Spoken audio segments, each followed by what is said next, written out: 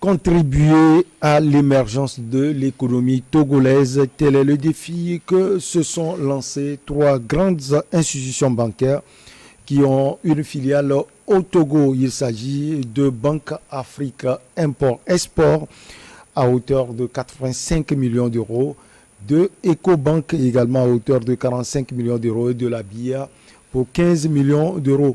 Toutes ont signé mardi 16 août 2022 une convention de crédit de financement pour la plateforme industrielle d'Atikopé PIA. Adetikopé, oui. Les usines de transformation textile devraient s'implanter. Le gouvernement fait de la plateforme industrielle d'Adetikopé le symbole de son futur essor économique qui passe par la diversification et la transformation. Nous allons parler de cela avec nos invités qui sont toujours avec nous. Ashraf Urosama, Robert Kosigan, à côté Francisco Napokura. C'est ce dernier qui prend d'abord la parole. La plateforme industrielle d'Adetikopé boucle son financement. Francisco Napokura. Merci Michel pour la parole. Et la plateforme d'Adetikopé, la PIA, donc qui vient de boucler son financement. Je crois que ça doit être dans l'ordre de 95 milliards, un peu autour de 95 milliards de francs CFA, et financé par des banques que nous connaissons. Et donc, c'est plutôt pour son pôle industrie textile. Au moins, on a les comptes en CFA, en euros plutôt, ça fait 145 millions. Donc, c'est pour le pôle industrie textile, donc qui suppose que nous allons transformer le coton, c'est-à-dire nous allons fabriquer également des tissus, avoir des tissus d'épargne made in Togo. Et pour d'abord arriver à PIA, rappelons que à l'époque, il y avait une industrie, sinon deux industries. Il y avait l'ITC, l'industrie textile de Dacha, qui avait été créée dans les années 62 ou 63. Et après, par la suite, il y a eu Togotex, Akara, qui n'a pas vraiment fonctionné. D'accord, et patati patatra, l'usine textile de Dacha est tombée totalement à terre. Nous avions même titré un article il n'y a pas longtemps sur les grandes malédictions de la ville de Dacha, en évoquant cette industrie qui faisait vraiment la vie des populations. Et à l'époque également, quand on parle d'industrie, c'est l'industrie dans les champs. Ça veut dire que il y a la partie industrielle qui transforme, et de l'autre côté, il y a le champ, les champs, beaucoup de champs, même des champs, des vivriers avec des turbines. Donc, le village de Dacha était alimenté. C'est la première ville, localité au Togo à avoir des fonctionnaires, sinon des travailleurs qui se déplaçaient par bus. C'est-à-dire que de Atakpamé, on les prenait à Atakpamé pour amener travailler à l'usine et les ramener. C'est peut-être la première localité au Togo à avoir un bus à disposition. Et la dernière fois, lorsqu'on parlait de la plateforme d'Adetikopé, les gens avaient donné, n'est-ce pas, cet espoir aux populations de Dacha en disant qu'ils vont reprendre l'usine textile de Dacha. Moi, je suis parti après, mais c'était une joie, mais malheureusement, ça ne va pas être Mais Adetikopé va apporter beaucoup de choses, oui, surtout sur le malheureusement, plan ça ne va économique, pas être, comme le dit le gouvernement. Oui, ça ne va pas être à Dacha, mais ça va être désormais à Adetikopé. Donc, à Adetikopé, le financement vient d'être bouclé. Comment ça va se passer? Est-ce que nous avons une production suffisante de coton pour pouvoir alimenter? Parce que je dis qu'on ne peut voir devant qu'en regardant un peu dans le rétroviseur, puisque même Dacha, à l'époque, le coton qui permettait de faire la transformation, ils importaient une partie des fibres, une partie de tissus qui sont transformés de la Chine, depuis l'époque. D'accord? Et quand on voit aujourd'hui la production du coton qui a fortement baissé, peut-être qu'on pense faire recours aux autres pays comme le Mali, et autres, et au Burkina, pour pouvoir importer leur coton pour la transformer, ou bien continuer aussi par importer de la Chine, parce que la Chine offre toujours les prix moins 10 ans selon chose. Maintenant, le financement qu'on vient d'avoir, on va en faire quoi?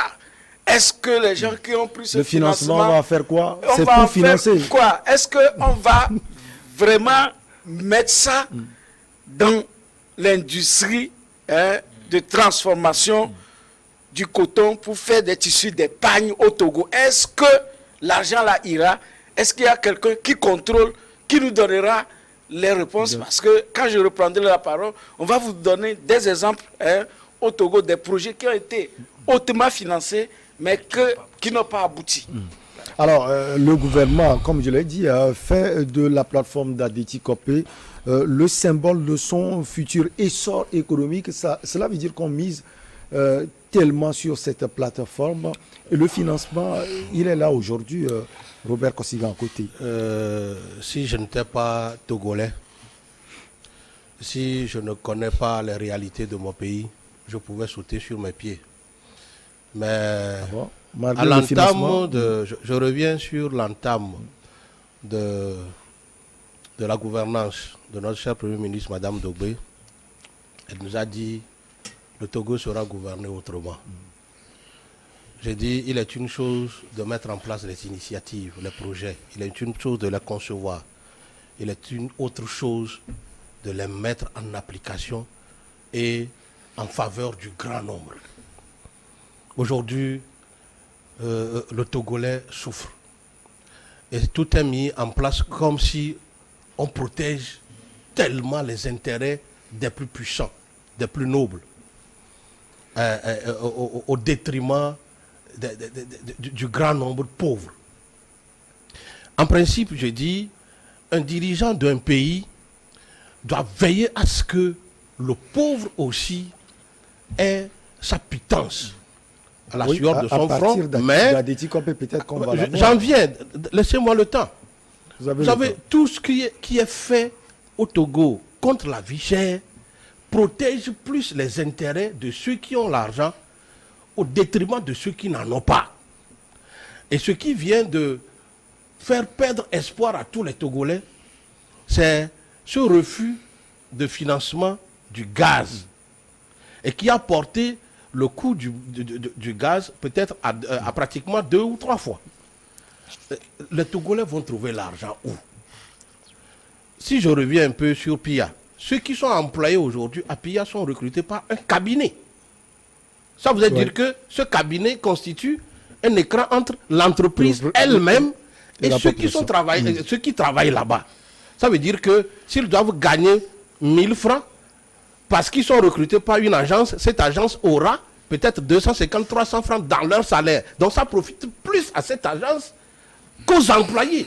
Alors, c'est vrai, les projets sont au Togo. Est-ce qu'on peut employer directement ces agents? Pourquoi pas?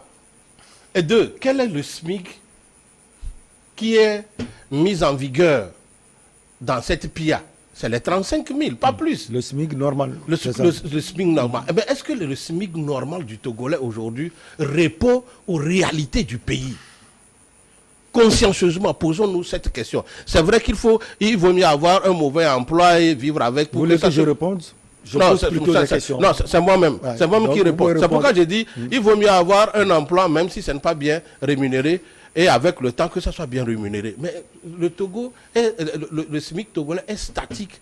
Et puis, il n'y a rien qui est fait sur le plan social pour alléger la souffrance des Togolais. Alors, ça va faire aujourd'hui que le Togolais manque d'adhérer à ces projets, même si c'est des projets de grandes envergures. Des projets porteurs. Ah oui, c'est des projets porteurs. Ces projets manquent d'adhésion populaire. Moi, j'ai dit, si les gouvernants, aujourd'hui, nous avons la chance d'avoir une femme à la commande, et puis bien d'autres femmes. Si nous prenons l'Assemblée nationale, il y a notre grande présidente de l'Assemblée nationale, Madame Yawa Tchegan, il y a Madame Dogbé, je crois que c'est des mères. Elles doivent avoir pitié pour les Togolais et aller voir les exécutifs, leur parler. Parce que vous savez, si nous allons dans la Bible, il y avait un temps où les Juifs étaient poursuivis. Ça, c'est dans le livre d'Esther. Il y a l'oncle de la reine, Esther, qui lui a envoyé un message. Il lui a dit, allez lui dire que même si elle refuse de nous aider, peut-être que notre Dieu nous délivrera. Mais elle aura manqué à son travail. Qu'est-ce qu'elles font aujourd'hui en tant que mère pour les Togolais? Parce que l'histoire retiendra que c'est quand Dogbe fut Premier ministre, quand Mme Dogbe fut Premier ministre, quand Mme Yawa Tchega fut présidente de l'Assemblée nationale, que les Togolais ont connu... pas ça, ont connu la vie chère. Ont connu la vie chère et puis tout acte qu'elles poseront en faveur du plus grand nombre, des plus démunis, sera marqué à jamais. Moi je dis, ce que nous vivons aujourd'hui est une opportunité pour nos dirigeants, pour s'ancrer dans notre cœur. Parce que vous savez, quand quelqu'un se noie, celui qui l'aura sauvé devient son Dieu. Si aujourd'hui, il y a des leaders politiques dans ce pays, que même le parti au pouvoir n'arrive pas à détrôner dans leur fief, ce n'est pas parce que ces gens-là donnent de l'argent, non. C'est parce qu'à un moment donné de la vie, ces gens sont arrivés à sortir des situations compliquées dans lesquelles ils se trouvaient. Alors, de grâce, c'est Pia, c'est bon, mais est-ce que Pia nourrit son homme aujourd'hui? C'est là la question. Ah, c'est ça la question. Est-ce que vous pouvez répondre à cette question? La gestion par un cabinet n'est pas aussi une mauvaise chose. L'essentiel, c'est de respecter les droits des gens, de respecter les salaires. Lorsqu'il y a évolution, il faut le faire. Parce la gestion par un cabinet même, je pense que c'est la bonne gestion. Pas seulement la bonne gestion, on a externalisé, c'est un choix. Mais il faut que le cabinet, il ne faut pas que le cabinet ronge sur le salaire des gens, les avantages des gens. Les gens ont besoin d'évoluer en fonction. Oui, vous avez la question. Oui, mais... Aujourd'hui, on parle de la convention de crédit de financement de la plateforme industrielle de PIA. Moi, je crois que c'est une très bonne nouvelle. Ouais. C'est une très bonne nouvelle. Une excellente nouvelle. Parce que, comme vous l'avez dit, c'est l'un des projets phares du gouvernement. Parce que quand vous lisez le contenu du programme national de développement, le PND, PIA a vraiment occupé une place prépondérante dans ce projet-là. Aujourd'hui, c'est une très bonne nouvelle. La convention a été signée tout récemment avec la présence du secrétaire général de la présidence, Mme Johnson, et le ministre des Finances, M. Sani Yaya. Donc, je crois que le gouvernement aujourd'hui est résolument engagé à rendre ce pays émergent d'ici 2030. Mais il faut faire très attention. Parce que quand on parle de l'économie, ce n'est pas des formules creuses. D'ici 2030, oui, dans 8 ans. 8 ans. Donc, quand on parle de l'économie, ce n'est pas des formules creuses. L'économie, c'est du concret. Parce que lorsque vous, par exemple, vous dites au fort que vous avez des projets, tout ce que les gens veulent, c'est que cela impacte leur vie quotidienne. Ouais. Je crois que mon confrère l'a relevé. Donc, le projet a été financé par les institutions bancaires que nous connaissons très bien, à hauteur de 90 milliards. Mais aujourd'hui, c'est la gestion rationnelle de ces fonds-là qui cause problème. Parce que, moi, je dis, fini l'hégémonie du marché des services. Parce que pendant longtemps, le Togo est un pays africain qui a un modèle calqué sur les pays occidentaux. Vous savez, pendant longtemps, les pays occidentaux ont toujours eu du mépris vis-à-vis de la Chine en disant que voilà, ils avaient une industrie embryonnaire et que la Chine ne deviendra jamais un pays développé. Mais quand la Chine est rentrée dans l'OMC, l'Organisation mondiale du commerce, ils ont profité du dispositif normatif. Ils se sont lancés. Aujourd'hui, c'est presque la première puissance du monde. Donc, au Togo, pour revenir au Togo, lorsqu'on essaie de voir la part de l'industrie dans le PIB togolais, mais c'est le néant. Mon confrère l'a dit, nous avons une expérience douloureuse avec l'industrie parce qu'on a vu comme ça des projets de grande envergure qui n'ont jamais abouti. On a parlé de l'industrie textile de Dacha, j'en passe. Donc aujourd'hui, il faut prendre vraiment la conscience de la chose. Le gouvernement doit comprendre que PIA est un projet phare. Nous devons faire tout pour réussir sur ce projet-là. Je crois que c'est une plateforme qui nous permet d'exporter nos produits, de permettre aussi à nos concitoyens d'exceller, les entrepreneurs et pas mal de choses, parce qu'aujourd'hui, nous avons besoin de l'industrie. Même la France l'a compris aujourd'hui. Quand vous relisez les discours de Macron sur l'industrie française, mais la France a jugé utile aujourd'hui de remettre les Français au travail, parce que l'industrie est un facteur clé vraiment du développement d'un pays. Donc aujourd'hui, on a la plateforme PIA. Tout ce qu'on peut demander, c'est la gestion rationnelle. Que les projets, il appartient au gouvernement de donner des orientations générales. Il appartient au gouvernement, en tant que moi, de donner des informations générales et spécifiques. Il appartient maintenant aux entrepreneurs ou aux structures qui sont dans cette plateforme PIA multidimensionnelle maintenant d'opérationnaliser tout ce qu'il faut pour qu'on puisse avoir des résultats tangibles d'ici là. Parce que la situation de notre économie en dépend. C'est extrêmement important. Alors, on parle de la diversification et de la transformation. Aujourd'hui, Francisco Napokura, on a le financement, on a les moyens donc financiers. Est-ce que ces moyens financiers peuvent seuls suffire pour cette diversification et cette transformation? Je dis, les moyens financiers sont capitaux. Si, en fait, les banques devraient normalement répondre à leurs obligations, parce que les banques que nous avons ne sont pas des banques pour financer les États, pas seulement pour financer les gros, c'est aussi pour financer les agents économiques. Vous qui avez un projet, que vous soyez financé, mais malheureusement, les banques ont détourné leur objectif vers ailleurs. Maintenant, les gros financements qui sont déployés, nous avons la main-d'œuvre. On ne peut pas dire qu'on n'a pas la main-d'œuvre qualifiée au Togo. Même cette main-d'œuvre, même à l'époque, même quand on créait la PIA, les gens avaient dit même qu'en amont, on devait même déjà lancer une politique de formation par rapport aux spécificités d'industrie qu'on devait avoir, sinon qu'on voudrait avoir à PIA. Mais ce n'est pas tard. Il y a la main-d'œuvre, on doit continuer. Maintenant, c'est la destination des sous qui est normalement le problème. Et ça, cela relève aujourd'hui des prérogatives de la ministre chargée de la promotion des investisseurs, Mme Kaye Mivedor, et du ministère de l'économie et des finances. Mais par le passé, nous avions eu à lever des fonds, par exemple, pour Pomar, pour l'extraction des marbres de Pagala, et on devait construire une industrie de transformation au niveau d'Atakpamé. D'accord? Même dans la conception du projet, pour transporter même la masse de marbre, avec les concasseurs qu'on avait, pour amener à l'usine d'Atakpamé, c'était même compliqué. Au point où cette industrie d'Atakpamé de transformation n'a pas vu le jour. Mais l'argent s'est volatilisé. Nous avons vu les investissements au niveau de Radisson Blu, heureusement qu'on l'a. On a vu les investissements au niveau du port autonome de Lomé, où il y a eu la concession. Aussi, c'est la concession. Ça veut dire que nos investisseurs au Togo, ceux qui viennent au Togo, viennent pas avec leur trolley, dans leur chemise, et repartent avec des tonnes de fortune. Donc, c'est comme ça, ils viennent, ils ont la concession qu'on leur a donnée, PIA. Donc, ils s'appuient sur PIA, la politique de l'État, ils vont lever des fonds.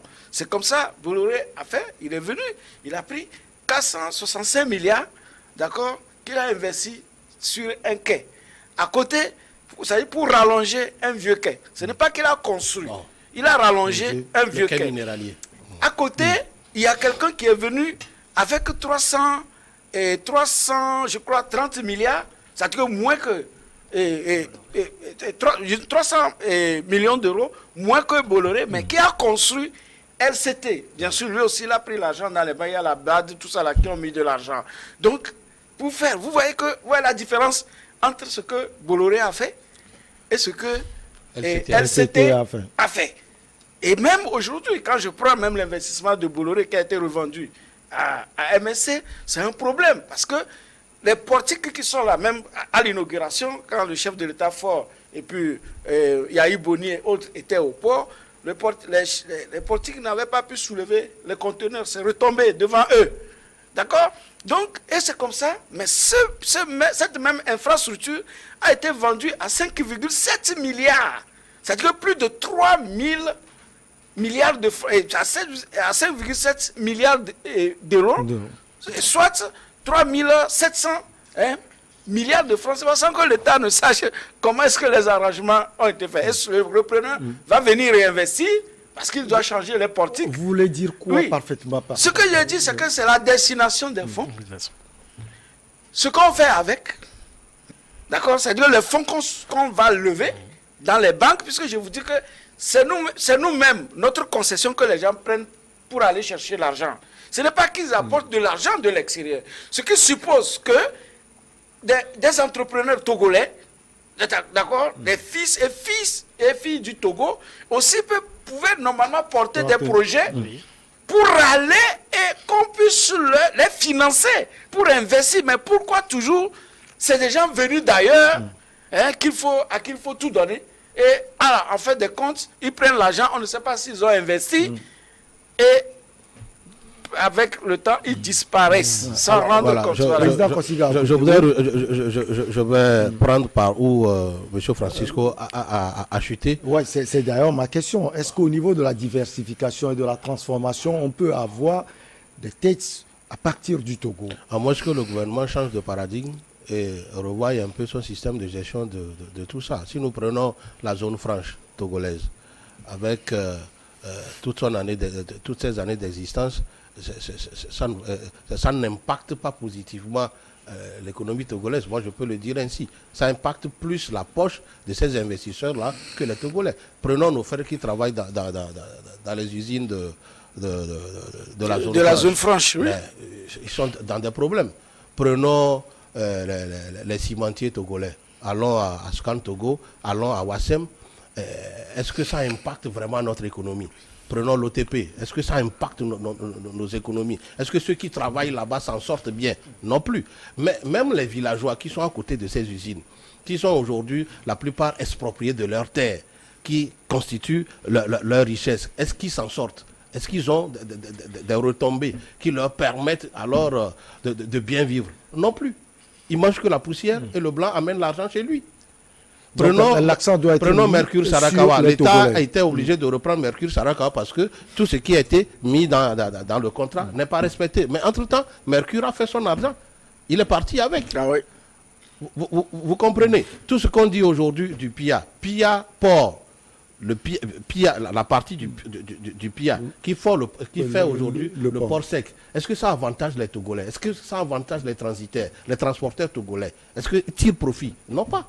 Non plus, non, du tout. Rien, vous voulez dire? Non, parce que vous savez, quand le gars est obligé de débourser plus de 200 et quelques mille encore pour ce qu'il peut faire sur la plateforme portuaire, l'opérateur économique et surtout étranger choisit d'aller dans des ports voisins. Il dévie. Alors ça n'avantage pas, ça n'impacte pas positivement. Alors les Togolais, c'est pourquoi moi j'ai dit, PIA c'est bien le concept, mais est-ce que ça va impacter positivement alors l'économie togolaise et la poche des Togolais? Parce que, pourquoi je l'ai dit, si le Togo tire profit des investissements déjà faits par ces étrangers-là, nous ne connaîtrons pas la vie chère. Aujourd'hui, au point où l'État sera obligé de se désengager de certaines contributions qu'il donne à la population. Il ne peut pas se désengager des investissements qu'il fait pour soulager le panier du ménager. Alors, écoute, s'il vous plaît, il vient de parler de quelque chose de très important, que la PIA est port sec. Mais aujourd'hui, la flotte, le parc auto, camion, est cloué à plus de 70% togolais. D'accord? C'est-à-dire que ça veut dire que quoi? Ça veut dire que le port autonome de Lomé est impacté. Les transporteurs sont impactés, les transitaires et même le TR. Attendez, le TR est impacté, le carburant. Le carburant, c'est-à-dire que tout ce que ces camions transportent et consomment comme carburant est impacté. Même celui qui vend la brochette à l'Angabou, c'est-à-dire quand je prends les Piawata, tout le monde, les mécaniciens, la chaîne logistique, c'est une chaîne de valeur qui est totalement impactée et à terre. Donc, quand une minorité a quand même sa PIA, mais la majorité, elle est négativement impactée. Alors, Achraf, ce qu'on comprend, c'est la gestion de ces sous. On parle de 145 millions d'euros. Bon, on peut convertir ça en milliards et surtout l'opportunité qu'on doit donner aux Togolais de rentrer véritablement dans, si on peut le dire ainsi, la plateforme industrielle d'Aditi Kopi. Oui, c'est ce que je dis. Bon, je crois que la thématique aujourd'hui qui est posée ici, c'est le patriotisme économique. Au fait, nous ne pouvons pas être victime éternellement de l'hégémonie des multinationales ou des entrepreneurs étrangers. Il faut faire confiance aussi aux entrepreneurs togolais. Lorsqu'on prend par exemple la privatisation de certaines sociétés, il suffit tout simplement de lire l'exposé de motifs de la loi portant privatisation. Il y a toujours des choses à dire. Voilà, il y a toujours des choses à dire. Parfois, des éléments qui sont souvent avancés ne sont pas aussi convaincants que ça. Mais si l'État prend l'initiative vraiment d'adopter de telles initiatives, l'État vraiment doit être méticuleux et regardant. Maintenant, pour revenir au fond, comme je l'ai dit, il faut une gestion vraiment rationnelle des fonds. Nous contractons des prêts pour des finalités particulières, il faut forcément qu'on le sente. Il faut forcément qu'on le... Aujourd'hui, PIA, disons, c'est un symbole. Et que le gouvernement togolais n'a pas le choix. Nous devons forcément échouer parce que c'est l'un des projets phares du Programme national de développement. Si nous voulons vraiment emprunter la voie de l'émergence, PIA doit forcément réussir. Vous voyez? Donc aujourd'hui, pour revenir maintenant sur les contrats de concession, moi, ou même sur le partenariat public-privé, je crois que on a encore 2 minutes. Voilà, l'État togolais doit faire preuve d'extrême vigilance. Vous savez, lorsque ces multinationales ou ces concessionnaires viennent, ce sont des gens qui viennent avec des cabinets de juristes qui ont vraiment une connaissance approfondie sur les questions. Et souvent, les États, en tant qu'entité morale, se laissent comme ça tromper par des individus. Ouais. Vous voyez? Et ces gens-là font des recettes, ils rapatrient des fonds chez eux. Ce ne sont pas des philanthropes, je suis désolé. Ce sont des chiffres d'affaires, ce sont des gens qui ont vraiment le goût de l'argent. C'est des capitalistes, hein, c'est des capitalistes qui sont convaincus. Ce n'est pas péjoratif ce que je dis. Tout le monde a le droit. Voilà, ce n'est pas péjoratif. Les gens ont le droit d'être capitalistes. Mais nous disons que l'État, en tant qu'entité morale, doit être extrêmement vigilant. Les biens de l'État doivent être conservés. Et nous devons vraiment faire des recettes parce que nous avons des défis vraiment qui s'imposent à nous. Peut-être un dernier mot, Francisco Napokura, on va faire le tour en 30 secondes. Oui, ce que Achraf a dit, hein, c'est ça. Il faut un patriotisme. C'est-à-dire qu'on ne va pas tout donner aux gens comme ça. Il est juriste. Vous allez faire des travaux, vous n'allez pas intégrer les juristes du pays. Que les gens s'asseyent aussi pour réfléchir quels sont les pièges qui sont dans ces dossiers. Vous allez prendre tous ces multinationales-là, ils font des chiffres, ils rapatrient. Aujourd'hui, vous avez vu toutes les banques qui sont installées. Il y a BNP, d'autres directement. On paye leurs factures, c'est dans les banques, on paye. Quand vous prenez les mèches Amina, Nina, vous allez voir leur compte en banque à peine 100 000 pour des gens qui roulent sur des chiffres. Mais ils ont d'autres manières pour se faire payer à l'extérieur, d'accord, par d'autres. Donc, on voit, mais bon, on ne peut que parler, c'est ce qu'on essaie de dire. Est-ce que l'État central togolais pense à tirer plus profit de ces projets et engraisser plus la caisse de l'État au grand bonheur du plus grand nombre que de laisser des individus venir devenir des prédateurs financiers au Togo et à emporter nos sous quand nous, on continue pas à trimer. Parce qu'aujourd'hui, l'État central, s'il n'a pas l'argent, il ne peut pas venir en aide aux populations. Or, nous avons des opportunités, nous avons des minerais que l'État n'a pas l'argent d'exploiter. Maintenant, qu'on ne laisse pas celui qui va venir exploiter tirer trop de profit au détriment de nous, notre économie. Merci beaucoup à vous. Non, je dis l'État a le droit d'avoir ce qu'on appelle en droit des services publics industriels et commerciaux. L'État a le droit de faire des recettes, mais nous devons vraiment être regardants sur les clauses contractuelles qui nous lient vraiment aux étrangers. Et maintenant, sur les combats sociaux, je crois que l'État doit donner aussi le droit au mouvement syndical aujourd'hui, parce qu'aujourd'hui, lorsqu'on essaie de faire l'état des lieux du syndicalisme togolais, franchement, ça ne va pas. Donc, ils ont le droit aussi d'extérioriser leur frustration, de réclamer un certain nombre de choses. Voilà, parce que... C'est ce que j'ai dit. Voilà, même la presse, c'est un problème. Voilà, on n'a pas d'éditorialisme, alors que c'est une formation, c'est une matière, l'édito. On n'en a plus dans la presse togolaise. On rêve de construire, d'avoir une classe moyenne, quand même, qui va faire émerger ce pays.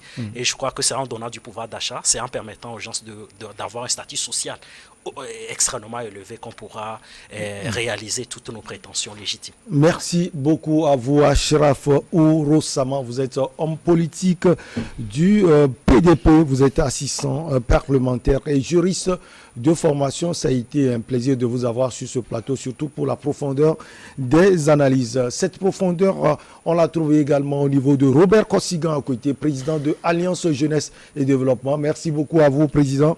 Merci également au confrère et aîné Francisco Napokura, directeur de publication de Tampa Express. On se retrouve la semaine prochaine. On garde le trio. Hein. À très bientôt.